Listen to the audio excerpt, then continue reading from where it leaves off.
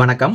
இரு எண்களின் மீப்போவா 8 ஆகும் எனில் பின் வருவனவற்றுள் எது அந்த எண்களின் மீச்சிம்மாவாக இருக்க முடியாதுன்னு கேட்டிருக்காங்க.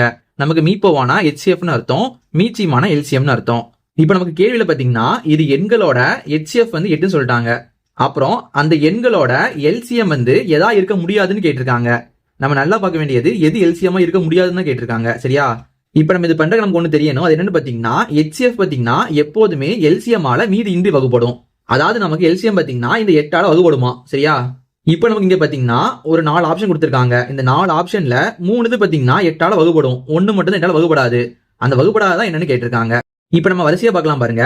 முதல் நமக்கு 24 இருக்குது. நமக்கு 24 பாத்தீங்கன்னா 8 வரமா, 1 8 8, 2 8 16, 3 8 24. நமக்கு பாத்தீங்கன்னா 3 முறை வரும். 3 8 24. அப்ப நம்ம பாத்தீங்கன்னா இது வந்து என்னது LCM இருக்க முடியும். இப்ப நம்ம அடுத்து பார்க்கலாம் 48. நமக்கு 8 6 48 வருமா, 8 6 48. அப்ப நம்ம இது பாத்தீங்கன்னா LCM இருக்க முடியும். அப்ப நமக்கு என்னது இதுவும் வராது. நம்ம 56 பார்க்கலாம். 56 பாத்தீங்கன்னா 8 7 56 வரும், 8 7 56. அப்ப நமக்கு இதுவும் பாத்தீங்கன்னா வர வாய்ப்பு இருக்குது. அப்ப நமக்கு இதுவும் வராது. நமக்கு லாஸ்ட் பாத்தீங்கன்னா 60 இருக்கு. நமக்கு 60 பாத்தீங்கன்னா 8ஆம் ஏற்பாடுல எங்கேயுமே வராது. 8 7 56 வரும், 8 8 64 வந்துடும். அப்ப நமக்கு 60 பாத்தீங்கன்னா வராது. அப்ப நமக்கு இதான் பாத்தீங்கன்னா LCM வர முடியாது. இது நமக்கு ஆப்ஷன் டி தான். இதே மாதிரி HCF வந்து 7 இருக்கும்போது எது வந்து LCM இருக்க முடியாதுன்னு கேட்டிருக்காங்க. இதுக்கு நமக்கு என்ன ஆன்சர் நீங்க கீழே கமெண்ட் பண்ணுங்க.